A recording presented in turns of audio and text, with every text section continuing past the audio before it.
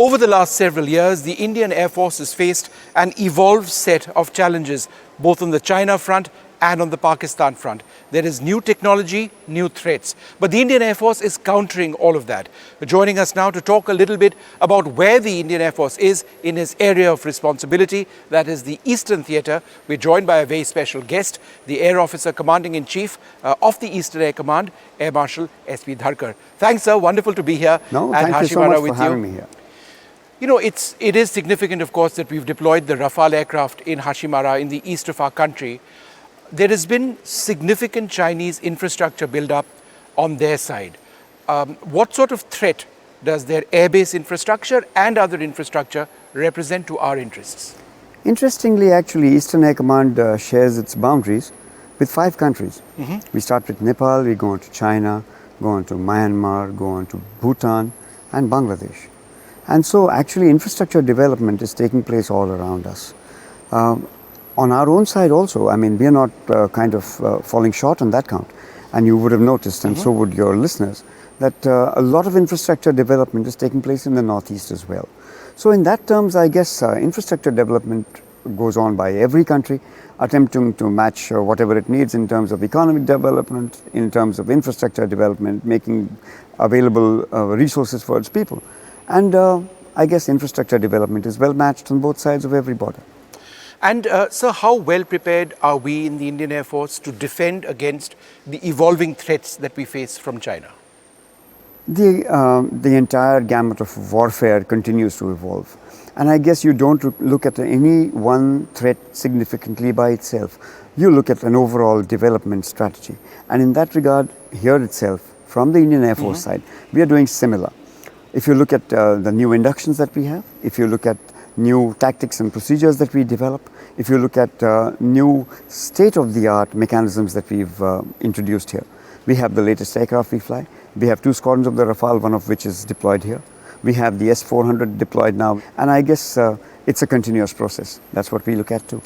China has focused a great deal on drone technology over the last several years. Both in terms of the number, the quantity of manufacture, also the classes across from very small to very large. Again, what sort of threat does that represent and how is that a potential area of concern for you as you guard our airspace? All emerging technologies, you talked about drone technology, whether it is drones, space, new IT, AI, they're all new technologies and they are increasingly being used for warfare. In that regard, you would have seen drone technology is proliferating all across the globe. I mean, you can look at whether you look at the Houthi rebels using drones significantly in their area, or you look at what's happening in the Russo-Ukraine campaign.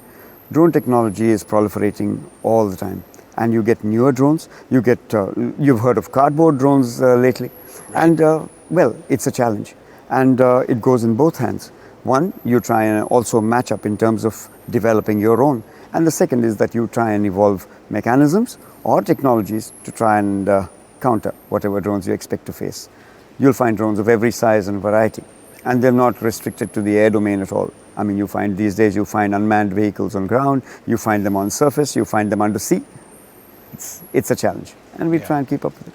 And so evolution is the constant learning lesson. Absolutely. Also from the Ukraine war, I mean, we've seen so many new concepts being tried. The entire spectrum of warfare appears to have changed in many respects. Absolutely. Is that something that you think about or the Air Force thinks about, looking at what's happening around and lessons as well? Without a doubt, because till not too long ago, one expected wars in the modern world would be short and swift. But you look at it, it's been continuing from February of last year, and we are now almost 18 months into a campaign. And that is one major lesson that we need to take away, because all of national effort would be required on either side, whichever side is indulging in warfare, to kind of support the campaign as also to withstand the onslaught. And I guess there are lots of lessons for us, including in the air domain, as to whether it was drones that you pointed out, or just the very fact about merging an air campaign with the land campaign, or about provisioning to assist the land campaign from air. There are multiple lessons for all of us, and we try and get the best of what information is flowing out of that campaign in order to continue to also look at it and how we will adapt it to use similar opportunities when they offer themselves in our area, or also to learn as to what an enemy could do, and so try and cater for it. Hey, Marshal, we are seated, in this gigantic hangar in front of the Rafale aircraft. Now, this is it's fully been inducted into the Indian Air Force. Absolutely. We are ready to go to war with this. Absolutely. And that means that we've gone through the entire gamut of training over the last few years. Quite. And people don't understand that it takes time. It's not just acquiring the aircraft. Absolutely. So, could you tell us a little bit about that process between when we first inducted the aircraft and now when we are ready to go to war with it? Now we've had the Rafale almost for 5 years. And given the fact that this is as cutting edge technology as exists anywhere across the world today, and with the India specific enhancements that have actually been incorporated into this particular variant of the Rafale, this is an extremely capable machine. And then along with it, if you don't train adequately, you would not be able to use the machine to its fullest extent. Towards that, I guess simulators have been a significant addition. And the Rafale simulator, one of which we have here itself, is an amazing device. It's a simulator that can do virtually everything that the aircraft can do and more, because there are some things you simply can't do on the aircraft without endangering both life and material. And in that regard, we started from a good selection set. We had the initial lot of our pilots and technicians train in France, and then we followed a train-the-trainer mechanism. They came back, and from then on, we have actually now built up a significant pool both of aircrew, technicians, as well as background personnel who are actually helping us to ensure that this cutting-edge technology is used to its very best. Hey, Marshal, I've been interacting with your squadron pilots over here over the last couple of days, and I find that they are across age groups and across experience levels. Yes. And I think it's interesting that in the Indian Air Force, you aren't restricting your oldest or your quote-unquote best fighter pilots to your most potent platform. You're bringing in young people. Is there a reason that you're doing that? To be fair to the pilots you interacted with, actually I would like to believe they are the best. Okay. But it was not best by selection. Let's say we selected them across the board, and we selected, of course, whom we assessed could take in that kind of training and actually take it to the next level.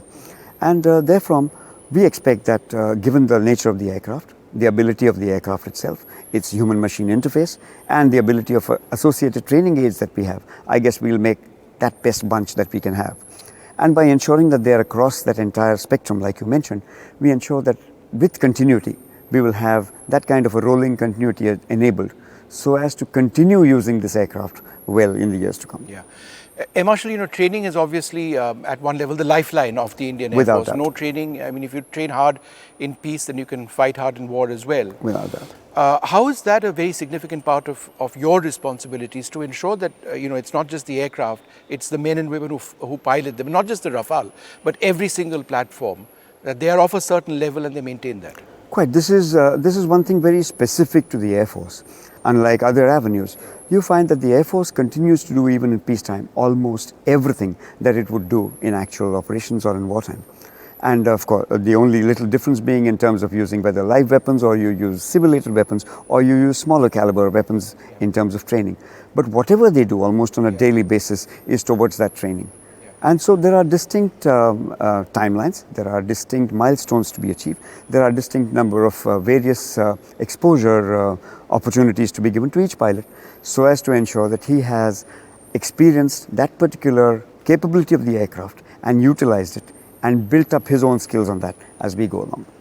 When we talk about the induction of the Rafale, a lot of people would suggest that, we've got the fighters and we've got the weapons. But in fact, there's a lot more than that. In addition to the India-specific upgrades, there's the entire training infrastructure. Yes. You mentioned simulators. Yes. But, we've redesigned our air bases with this aircraft in mind. So for the moment, Ambala and Hashimara. So that's important as well, airfield upgradation. Our airfields are also, in fact, we've spent almost 2 decades now improving our airfield infrastructure significantly, which helps us operate in poor weather. It makes our operations, especially takeoff and landing operations, that much safer. And given the fact that we have better equipment on board the aircraft, now we can actually go into a more robust 24/7 operating capability. We had a project called the Modernization of Airfield Infrastructure project, which has kind of added quite a lot of significant landing aids and takeoff aids to our airfields, which allows us to operate in all kinds of weather. We've gone into the IACCs, Yeah. which helps us kind of merge all our air defense assets and provide a fused picture, which then provides redundancy, it provides greater awareness, it provides greater ability to detect and identify, and all in all enhances our capability. Let's talk about IACCs. I was going to get to that. Domain awareness, sensors across a spectrum, of what is available to us. How does this compare with airspace or domain awareness when you were a fighter pilot actively? What a difference. Fighter pilot till the day you retired. Yes. No, but I'm not in active flying Right. anymore, but you're right. And it is quite a change. Today it's almost seamless. Starting from about the mid to late 80s, what we've gone on is ensuring that we actually have radar cover through most of our landmass and beyond. And importantly, the IACCs now provides a fused picture, which then increases the overall capability of our controllers on ground to be able to identify an aircraft, to firstly detect that aircraft, identify him, and thereafter take appropriate action, as also provide redundancy. Today somebody flying in this particular area could very well be controlled remotely from somebody sitting in Bangalore. Right. And it is that fused picture that provides that capability. Yeah. We also train very regularly now with foreign air forces.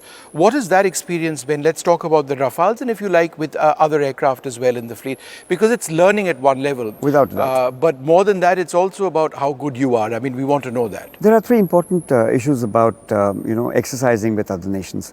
First, of course, is putting your foot forward to kind of be that diplomat in air, wherein it increases your interaction. It allows you the opportunity to mix up and get a good understanding of what they do, how they do it, how they go and improve their own TTPs, and so learn and adapt. Most importantly, however, what it gets us is that amount of confidence. It's one thing to believe you're good. It's much, much better to see that you're good when pitted against somebody capable or possibly whom you thought was equipped with a better platform. Makes a big difference. And that confidence level really helps. Air Marshal, the other system, of course, is the S-400, which we've acquired. You briefly alluded to that. It's part of a tiered defense system. So, again, it's not just planes in the air, it's also missiles being fired potentially from the ground as well.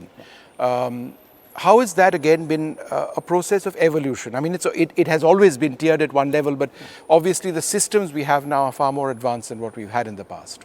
What has happened is that given the additional capabilities that these modern systems have, and the fact that we've been able to merge them into that kind of a network domain, towards which the IACCs also provides a major impact. The S-400 allows you that opportunity to dominate a much larger portion of the airspace, as also probably to take it beyond your typical borders, and so be able to both find that enemy aircraft well before he is a threat, as also tackle him before he can serve to launch weapons, which then makes air defense that much more robust. Alongside, of course, when merged with capable fighters, when merged with the IACCs, which allows you better control capability, it all becomes a well-fused singleton air defense network. We've also moved towards indigenizing a lot of our sensors, radar systems. We are developing, of course, radar systems for our Tejas aircraft as well. But we've made a lot of progress in the radar systems for example, surface-to-air missile systems. Is that indicative of a leap in our national engineering prowess? Actually, it was surprising to find out that way back, almost about 3 decades ago, part of the TR modules for the AESA radar that was fitted on some of the high-performance American fighters were manufactured in Bangalore. Really? So it was not as though, in portions, it was not as though the entire radar was manufactured here, but portions of the TR modules were actually being made in India. So it was not as though that the technology did not exist or that we lacked the industrial capability to follow it up. But probably, since we were more reliant on procuring state-of-art systems, we had not given enough importance to developing our own. And I guess Atmanirbhar Bharat is where that seeks to go. We have the capability, we have the industrial base to go with it. I guess what was lacking was the emphasis to put it together. And that's what's happening now. Would you not love to have a stealth aircraft in your arsenal? Oh, without a doubt. I mean, but then it's only human to want more. Right. And today is stealth, tomorrow could be sixth generation, Yes. and one could keep going on and on. Hypersonics are Yes. just around the corner. And that's how both warfare as also just humankind evolves. And it's always good to have what's the latest on the block, but more importantly, as we are seeing now, I guess it's even more important to have it built yourself. One final question. Space is, to borrow the old cliche from Star Trek, the final frontier, but in a sense it's true also. Without And it's doubt. true for the Air Force as well. You don't restrict yourself to terrestrial airspace, you restrict yourself to air and space as a force. So tell us a little bit about that aspect of our thinking. There is that continuum between air and space. The carbon line is merely a line on somebody's thought process. It actually doesn't exist over there. And as you climb higher, that little transition from air to space is almost indiscernible. Which means then that considering aerospace as one common domain is an important aspect. And there are capabilities out there, there are technologies out there that actually make that merge even more simple. And so this entire gamut about difference between air capabilities and space capabilities ought to be quickly pushed back, because aerospace is, I would believe, one continuous domain.